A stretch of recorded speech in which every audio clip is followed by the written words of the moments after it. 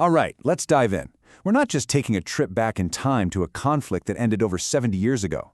No, we're going to dissect the very crucible where the modern jet age of air power was forged.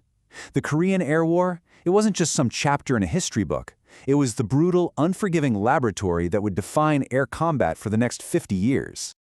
And right at the heart of this massive change was the jet fighter. You see, this was the first time we saw a large-scale head-to-head fight between jet-powered aircraft.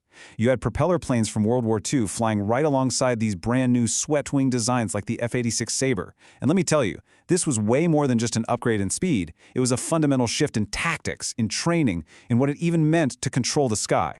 And that leads us to the big question for today. Beyond the historical facts, what are the lessons that stick? Why should a pilot, a planner, or a commander in today's Air Force care about what happened in the skies over a remote peninsula all those decades ago? Well, that's exactly what we're here to figure out.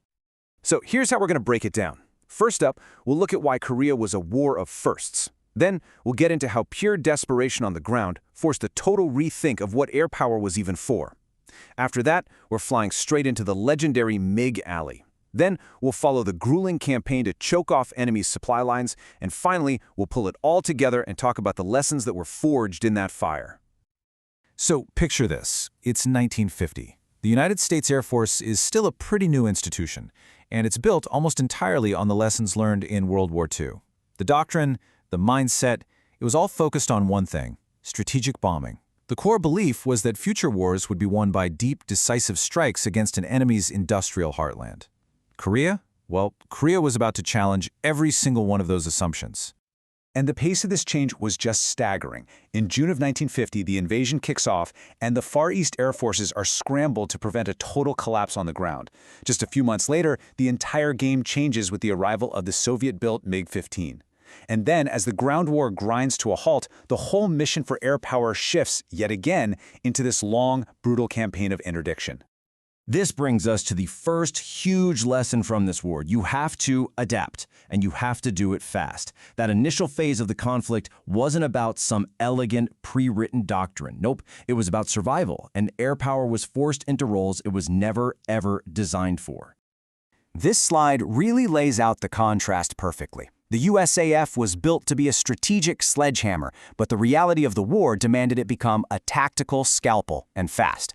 UN forces were getting hammered, and the only thing that could stop the enemy's columns of tanks and troops was immediate, direct air attack. So all those strategic plans, they went right out the window, replaced by the desperate need for close air support. And this picture, it just captures that shift perfectly. These are F-80 Shooting Stars, America's first operational jet fighters. They weren't supposed to be doing this. They weren't hunting for factories deep behind enemy lines. They were being thrown against frontline troops, tanks, and supply trucks, sometimes just miles from friendly forces. It was a rapid, sometimes messy, but absolutely necessary repurposing of assets to stop a total catastrophe. Now, what's really fascinating is the friction all this created. This quote right here, from the Air Force Commander General Stratemeyer to the Supreme Commander General MacArthur, it captures a key moment. With air power suddenly playing this vital, new role, a huge question came up. Who's in charge of it? Stratemeyer was basically drawing a line in the sand, asserting that air assets should be controlled by airmen, the people who actually understand how to use them best. It's a principle that would shape command structures for decades to come. Okay, let's shift gears to the next phase where the air war became something the world had never, ever seen before. After that initial shock on the ground, a new shock arrived in the sky. And this one was a technological threat that could have swept UN forces from the air completely. The arrival of the MiG-15, often flown by crack Soviet pilots, was a genuine crisis. Let's be clear, in a lot of ways, it was a better plane than the F-16 Sabre. It could climb faster, fly higher, and had heavier cannons. It was a beast. But the Sabre had its own advantages, especially its stability and, crucially, the training of the pilots flying it. This set the stage for a classic matchup: better technology versus better tactics. And the stakes in what became known as MiG Alley were unbelievably high. This photo really brings home the violent reality of it all. We're talking about the first large-scale dogfights happening at speeds approaching the sound barrier. Pilots were pushing the absolute limits of their planes and their own bodies. This was completely uncharted territory, and every single mission was a lethal experiment in a brand new kind of war. So, how did they do it? How did Sabre pilots overcome the MiG's performance edge? Well, the answer was superior tactics, all wrapped up in what they called the Fluid 4 formation. This was all about teamwork and mutual support. You fly in two pairs. One pair, the lead element, engages the enemy, while the second pair stays high, providing cover, just waiting to pounce on any MiG that gets tunnel vision. It was a beautiful example of training and tactics beating raw performance. So as the ground war bogged down into that stalemate we talked about, the air war entered a new, grinding phase. With the front lines basically static, the focus shifted from the battle itself to the enemy's rear, targeting that massive logistical network that was keeping the North Korean and Chinese armies supplied and in the fight. And this new campaign was completely defined by geography. I mean, look at Korea.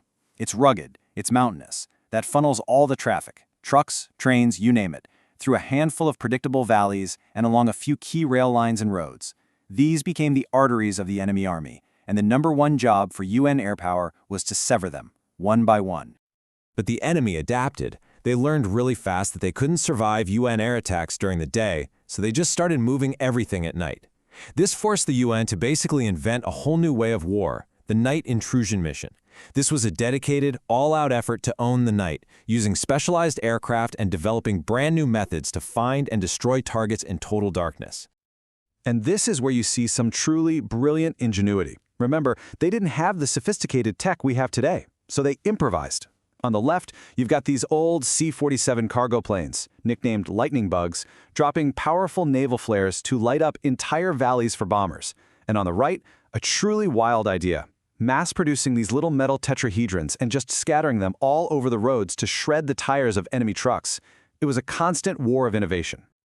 Okay, so we've looked at the desperate adaptations at the start of the war, the technological shock of jet combat, and that grueling interdiction campaign. Let's bring it all home. What are the core lessons that were forged in the skies over Korea, and more importantly, why do they still matter to us right now? The first, and maybe the most important lesson of all, is that air superiority is non-negotiable. If you don't have it, nothing else is possible, period. Second, as the Sabre pilots proved, top-notch tactics and training can absolutely beat a technologically superior enemy. Third, doctrine is a guide, not a gospel. It has to bend to the war you're in, not the one you plan for. All of this points to that unbreakable trio: technology, tactics, and training. If one link in that chain is weak, the whole thing fails. And finally, the war really put a spotlight on the constant challenge of getting the services to work together, especially when it came to controlling air assets. And that point about joint operations is perfectly captured here. Korea was the birthplace of a debate that is still going on today. What's the best way to do close air support? The Air Force and Army created a centralized system, focused on planned strikes. The Marine Corps, on the other hand, had a totally different philosophy. They treated their aviation like flying artillery, with pilots circling on standby ready for immediate calls from observers right there on the ground. Neither one is necessarily better, but they represent two very different answers to the same critical problem. Ultimately, the Korean War was the violent, high-stakes crash course that taught an entire generation how to fight in the jet age. The lessons of flexibility, of tactical innovation, and the absolute necessity of training, those lessons were paid for in blood. And so the final question I want to leave you with is this. Having learned so much about how to fight in that new age, are we truly prepared for the challenges of the next one?